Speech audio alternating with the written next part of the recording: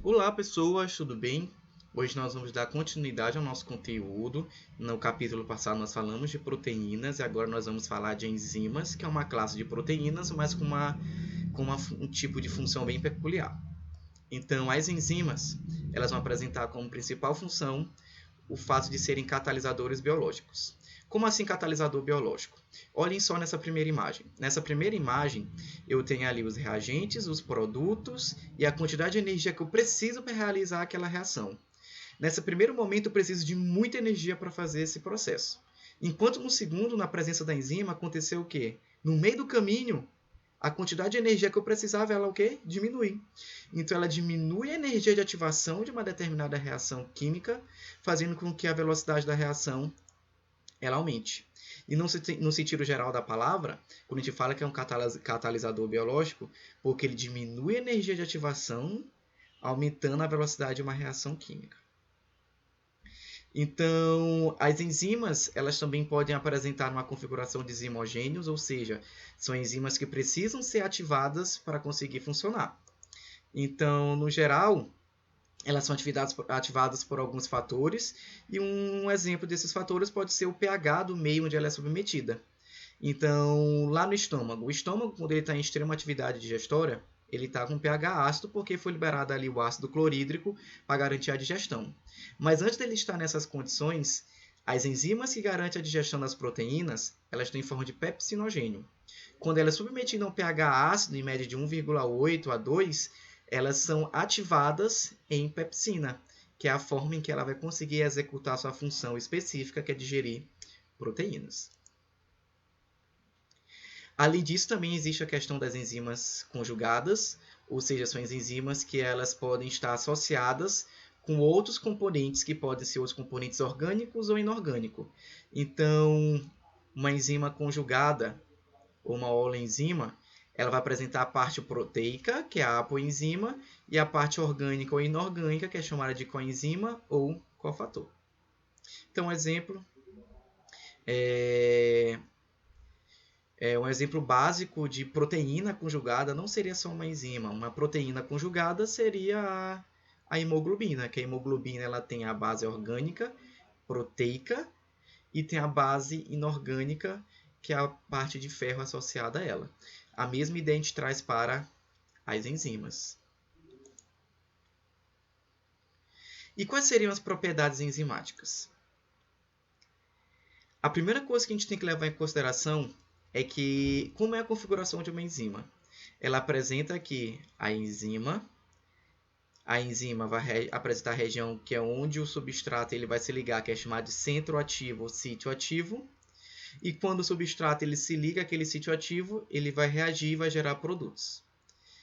Então, nesse sentido, ela é configurada por um sítio ativo, que vai ser a região onde o substrato se liga. Normalmente existe uma especificidade entre sítio ativo e substrato. Então, é aqui que traz aquela ideia do modelo chave-fechadura. Então, o modelo mais antigo, chamado de chave-fechadura, ele trazia uma ideia estática, porém correta, por um certo lado, que existe uma especificidade entre substrato e enzima. Porém, a ideia estática, onde a enzima ela não muda a sua conformação, não é tão correta assim. Então, hoje em dia, utiliza-se um modelo chamado de modelo encaixe induzido, onde o substrato ele se liga ao sítio ativo e a enzima se adequa àquele substrato, mudando sua conformação, facilitando assim a quebra e a produção de um produto. Ainda traz uma ideia de especificidade de substrato e enzima, porém ele traz uma ideia extra, é quando a enzima ela se adequa à forma para facilitar a quebra de um determinado substrato em um produto, ou vice-versa. Então, esses são os dois principais modelos que são utilizados hoje em dia, que é o modelo de chave-fechadura e o modelo de encaixe induzido. O que ambos compartilham é o fato de existir a especificidade entre o sítio ativo da enzima e o substrato que ela vai reagir. Então, a enzima além de apresentar essas características, ela também apresenta o fato de ter uma ação reversível, ou seja, assim como ela pode reagir com um substrato e gerar produtos, ela pode reagir com produtos e gerar substratos. Então é uma ação de dupla via. E ela é reutilizada. Então ela não é porque ela for usada uma vez que ela vai deixar de ser usada. Ela vai poder ser reutilizada por vários processos enzimáticos. E elas também têm uma ação influenciada pela temperatura. Então, por exemplo, aqui eu estou mostrando enzimas de diferentes seres vivos, no caso, ser humano e bactérias. Então, a enzima do ser humano ela tem um trabalho ótimo nessa temperatura bem aqui, ó, em média 36, 36,5. É a melhor temperatura para uma enzima humana trabalhar. Passou dessa temperatura, a tendência é a velocidade da reação diminuir devido ao excesso daquela temperatura. Esse processo é chamado de desnaturação enzimática. Aqui do lado, eu tenho a ação enzimática de uma bactéria, de enzimas de uma bactéria. A temperatura dela ótima, em média, 80 graus. Passou dos 80 graus, a velocidade da reação também diminui. Isso acontece porque também houve a desnaturação das enzimas. O que é desnaturar uma enzima? Desnaturar uma enzima, uma proteína, ela perder ligações, perder forma e perder sua função. Então, o exemplo de uma pessoa quando está com febre, que ela se treme, às vezes perde a memória, tem alucinações, se sente fraco, é porque as enzimas que regulam essas atividades elas estão sendo desnaturadas, fazendo que o corpo sinta esses efeitos devido a esse processo de desnaturação. Então, a temperatura ideal para a ação de uma enzima é chamada de temperatura ótima. Então, cada enzima tem um tipo de temperatura ótima e cada corpo, dependendo do ser vivo, vai ter um tipo de temperatura ótima para as suas enzimas. A mesma ideia é aplicada a nível de pH. Então, existe um pH ótimo para as enzimas em diferentes partes do corpo. Então, uma enzima que trabalha na boca vai apresentar um pH ótimo, diferente de uma enzima que trabalha no estômago. Então, no estômago, o pH é ácido, extremamente ácido. Então, uma enzima que trabalha aqui na boca, ela vai ser regulada num pH completamente diferente. Se ela for submetida a um pH diferente do dela, ela pode passar pelo processo de desnaturação enzimática, ou seja, ela perde sua forma e perde suas funções. E também existe o caso da saturação enzimática, que é diferente. Nesse caso, ela não vai perder suas ligações, ela não vai mudar sua forma, ela não vai perder suas funções. Eu vou dar um exemplo básico para vocês.